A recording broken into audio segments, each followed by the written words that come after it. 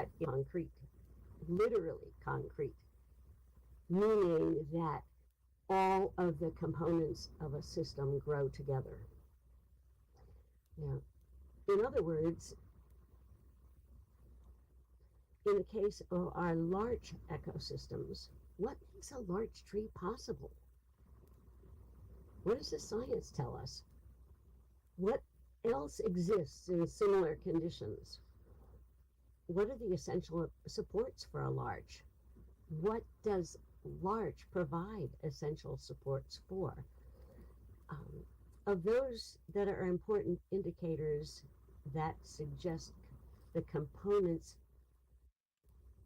many of them we are unable to replicate in Second Life, but it is that they suggest that they open up the world of your sense of imagination, that you can fill in things that might not be represented in fact. And also, what are the keystones of a system, of an ecological system, of a habitat? What holds the system together? What are those elements without which the system would likely collapse? It could be water quality or water availability. It could be air quality. And how would we represent those in a virtual space? It could be temperature, weather, climate. And then what about prey and predators that keep a system in balance? These are all questions to keep in mind while walking around here today. Because our systems here are designed to be multi-sensory, I do ask that people look around and listen as we walk. Do it exactly as you would walking through the woods in our solid earth world. And as we walk along, as you walk along, think about how would you compose a simulated ecosystem? What would you have to decide to include? What's enough? What's too much? Really, the best rule of thumb that I can provide you is what Albert Einstein is purported to have said, and that is, make it as simple as possible, but no simpler. The last thing here that I want to say in preparation is that this isn't really a presentation or a lecture. I'm sharing context, and I will continue to share context and information, but also it's up to you to ask questions, and I encourage you to do that. This is as much a discussion as it is anything. Since we're a group, I will pause periodically at spots where people can gather or regather to ensure that people are caught up. I think we are going to be able to hear all across the region, but if you can't hear, either shout or text or something so that we make sure that everybody can participate. With that, let's start walking. So we're going to start over behind where Kyoko is, where there is a path that goes up the hill.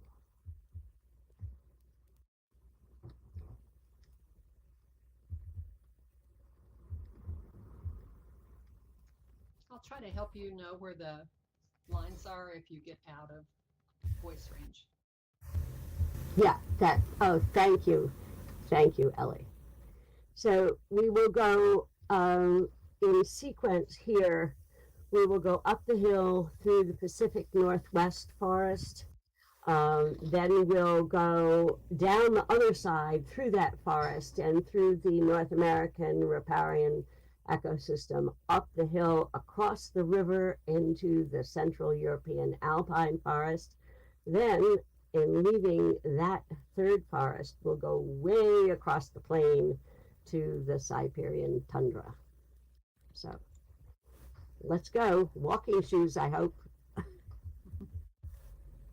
So you will lose voice just a little bit as you go around these buildings. Just try to get as close to Kyoko as you can if you can. Yeah, and if it's okay to pause. It's okay to cam around. You know, take things in. Good up here. Hopefully you can hear.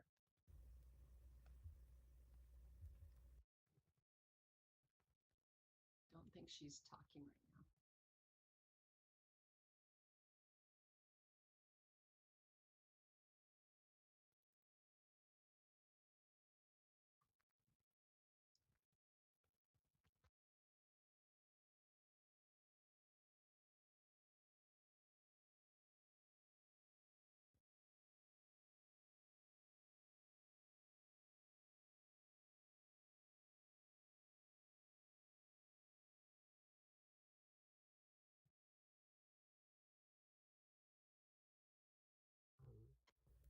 now. And you'll find large trees around you, but not only large trees.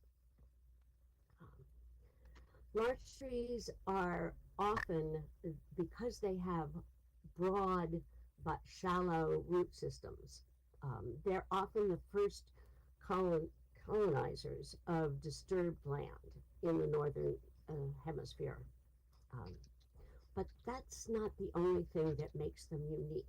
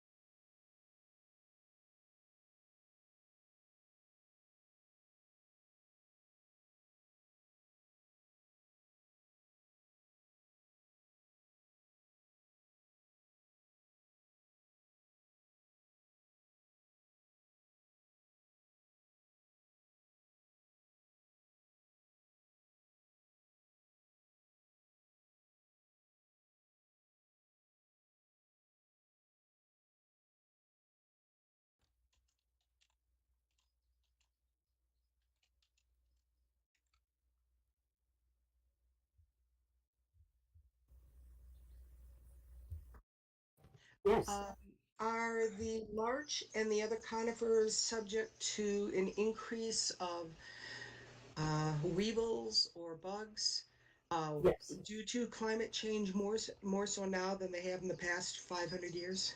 yes, yes. And that's, well, let me give you an example. The pine bark beetle, for instance, that is going through the Rocky Mountains, forests in the Rocky Mountains, and taking out the conifers. Um, the winters used to be cold enough so that those populations didn't survive. So the damage that they did would be a 1 year damage, but that's no longer true. And so they are um, exploding in population because of the warmer winters. And that's just one of the problems.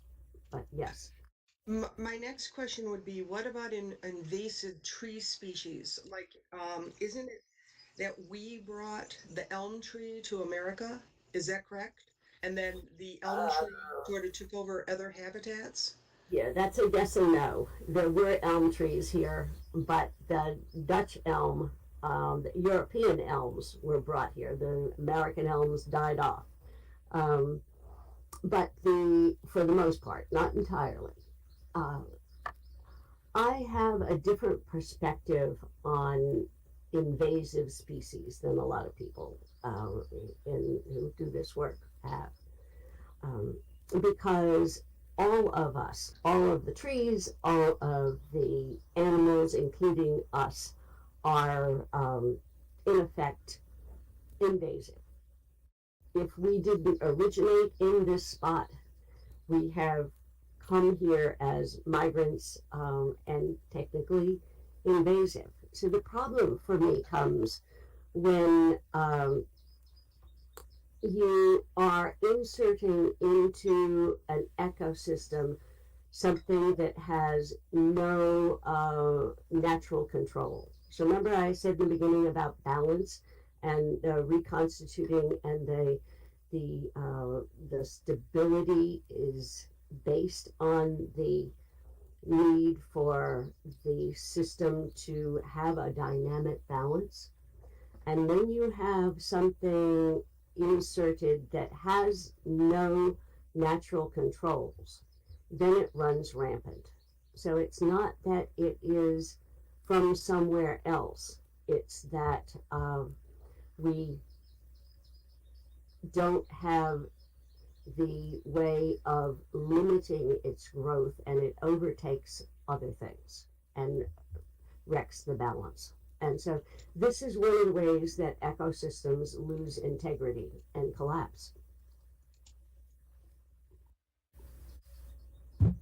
Yeah. So it's not just a natural predator, but it is the any limits to growth.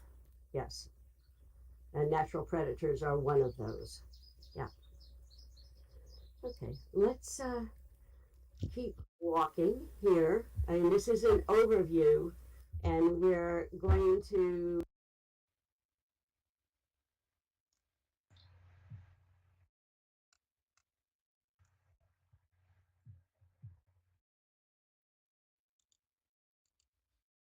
just make a request.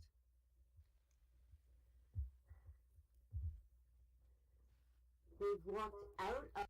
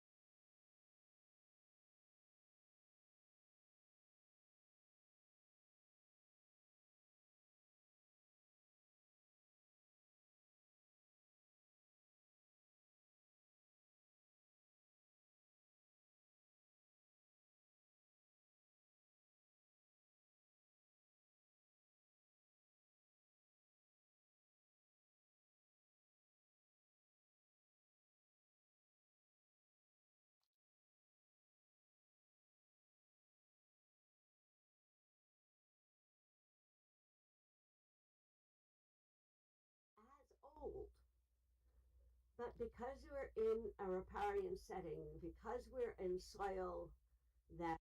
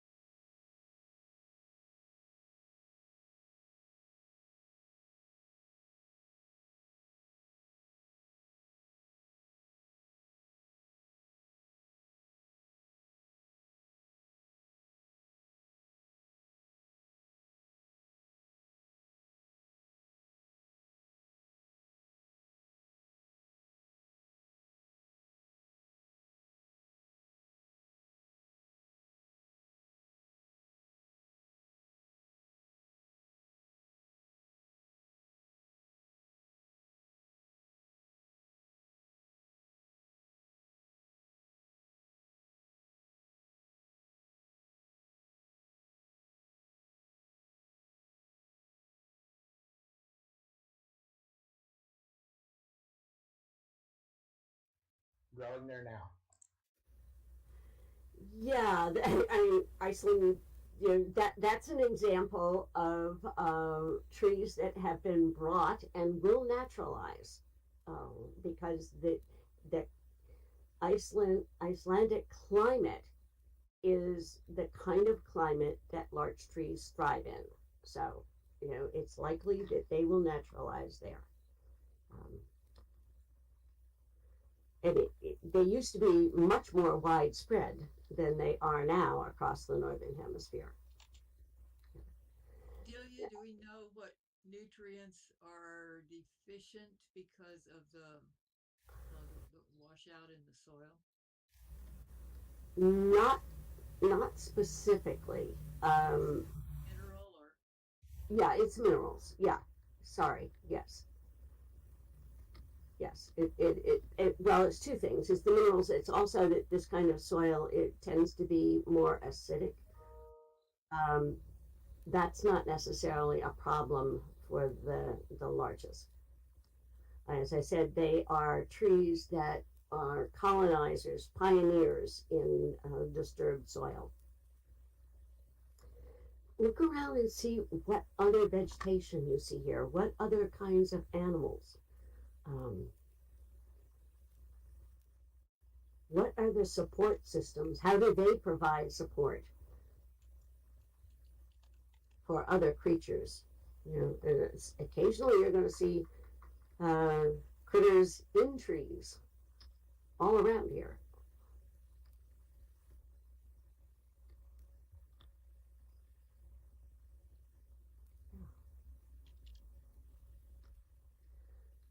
So the lake area is only one part of the riparian larch habitat. We're going to continue walking here. We're going to run out of time, and look at the uh, the river area, because we still have larch trees and birch trees, and on the shores of the rivers.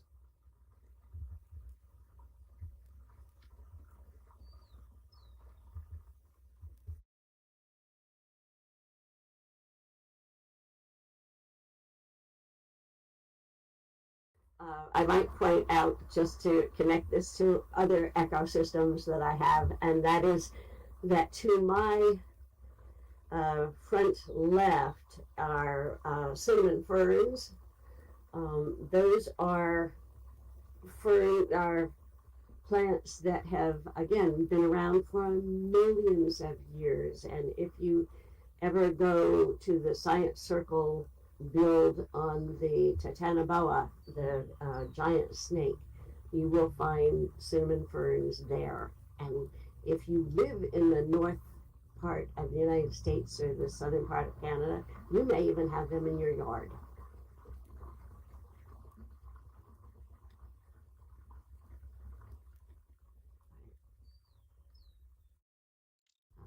Let's walk up the hill and into the Central European large forest.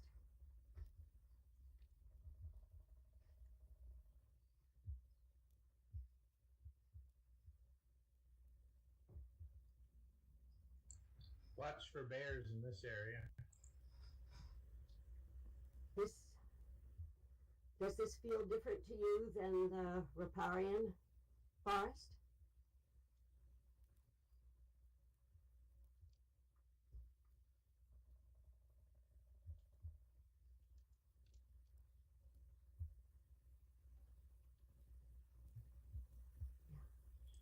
What do you notice around here? What did you say the trees are? What do you notice around here in this ecosystem?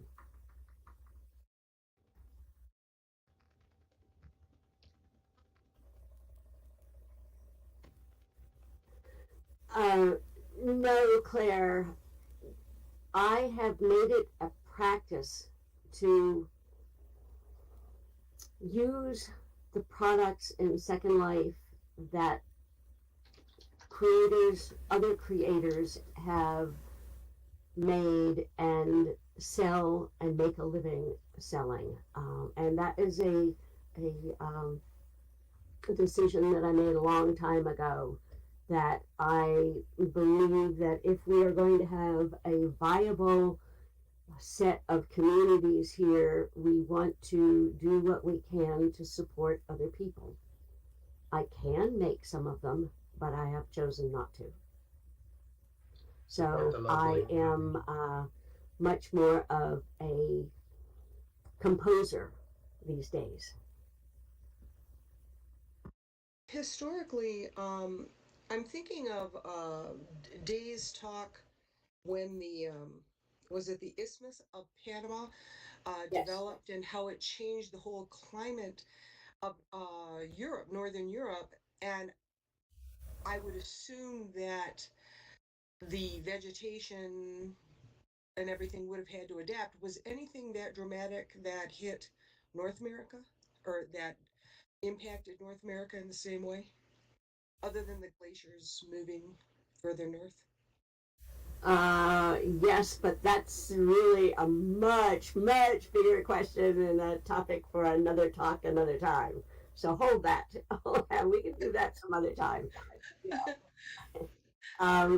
So right here, this area is modeled after what you would find, the ecosystems that you would find in the European Carpathian Mountains and the Austrian Alps. Austrian Alps. Oh yeah, a couple of you have found the lynx family, the mom and a couple of cubs over there. Yes. What other animals? And I heard somebody mention the rabbit, yeah, or hare. What else do you find around here? Cougar. A lot of birds. Yeah, they're fallow deer. Yes. I don't know if you noticed it when you walk back through this another time. These are not the same deer that you would have seen in other habitats. What kind of deer are they? These are fallow deer, and they are native to this part of solid world. Yeah, there's a pine marten over there, and that is the weasel family. Yes.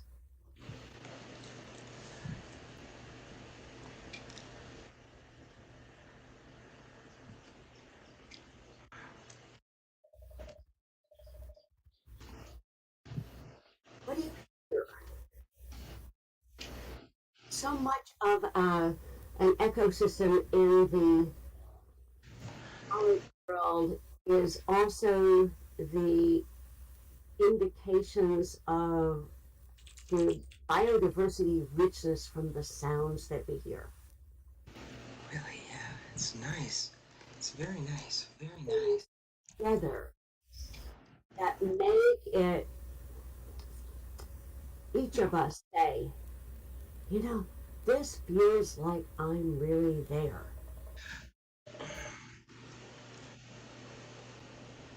Back to what I said in the beginning, to make it as simple as possible, but no simpler. Include, what do you not include, and how do you decide?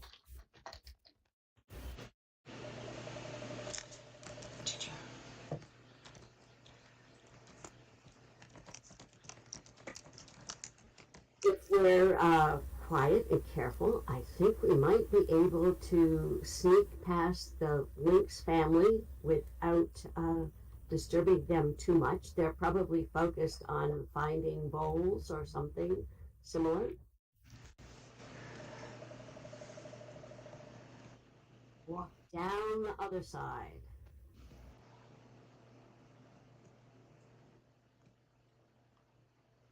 Yes. Bridget, you're hearing a woodpecker. Yes.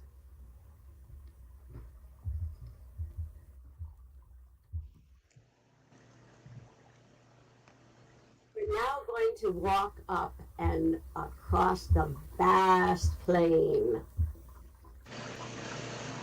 Very extra.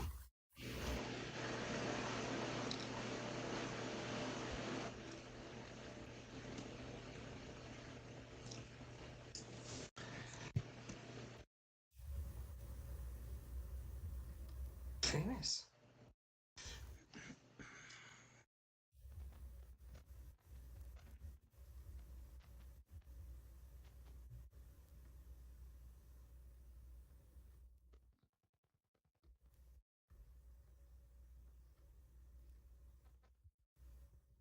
We'll wait a few minutes for a few seconds anyway for people to catch up here.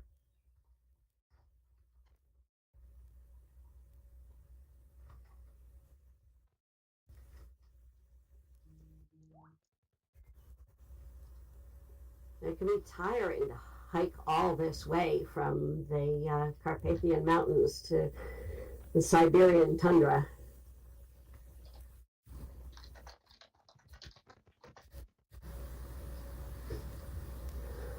Okay. In case you're out of breath, just pause for a minute.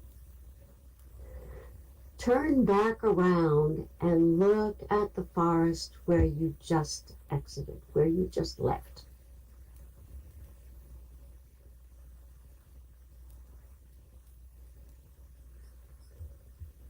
You notice the denseness of that forest compared to where we are now.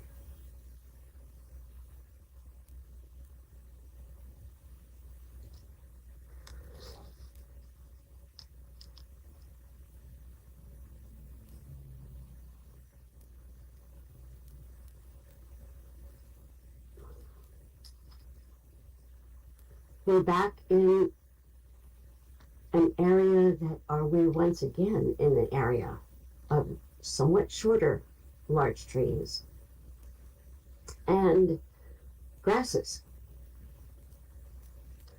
So what do you notice here? What strikes you immediately as different? Not so many trees. Not so many trees. Yeah. Reindeer, yes. So where we had fallow deer in the Carpathians, here we have reindeer. Yes. I Yeah. see a bear. Yep. Yep, there's a brown bear up the hill. Yes. I think the brown bear is probably not going to disturb us, though, because this is the early season for all of the berries, and it's such a short season here on the Siberian tundra that the bear is going to be focused on eating some of its favorite fruits, some of its favorite berries. The shrub grasses seem taller. Yeah, yeah. And the dried ones are still there from last year. Yeah. Maybe it's my imagination, but are the trees shorter too? The trees are shorter again. You see, the tundra is ground that has been frozen for 10,000 years or more. So the shallow root system of the larch tree works well here. You're not going to find any other or many other trees of any height in this kind of land. Deep-rooted trees can't grow here. Plus, the winters are long and brutal. So the other trees that you find are really, they're not really trees, they're shrubs. They're short. You see the Mungo pine. You see some other shrubs that are short in stature.